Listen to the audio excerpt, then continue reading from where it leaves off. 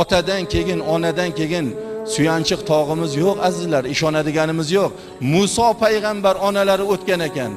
Onalarini tobut haligi kafallab, tobutga solib qabristonga olib borsalar, qabr qazib qo'yibdilar ekan. Muso alayhisalom kecha ona uyimda farishtam bo'lib o'tirgan, oppoq libosda duogo'yim bo'lgan mehribonim onamni endi shu qabrga qo'yamanmi deb, onalarini qabrlariga bag'rlariga bosib hushlardan ketib qolgan ekan. Bir qancha vaqtdan keyin o'zlariga kelibdilar. Onamni ko'mishim kerak, ahli farzandlik burchim. Onalarini ko'mibdilar.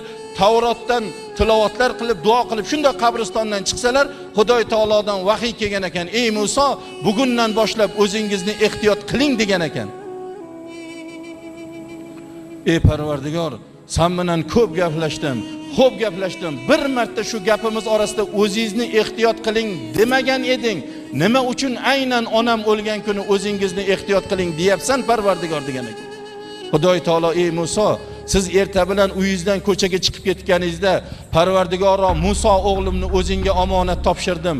Shikastlardan asragin, yo'ldagi ofatlardan, yomonlardan asragin, bag'rimga salomat keltirgin deb duo qiladigan duogo'yingiz bor edi. Uyga kelganingizda, keldingmi bola, mana buni ichib ol, mana buni yeb ol deb sizga mehribon onangiz bor edi. Mana shu onangiz bugun duogo'y onangiz dunyodan o'tdi. Mana shu duo sababidan sizni ko'p shikastlardan saqlayatuvdim. Bugundan boshlab o'zingizni ehtiyot qiling deb ogohlantiryapman degan ekan. Payg'ambar Musoyi Kalimulloh Qur'oni Karimda nomlari zikr qilingan, ilohiy kitoblardan Tavrotni qo'llariga qabul qilgan zot onani duosiga muhtoj ekan.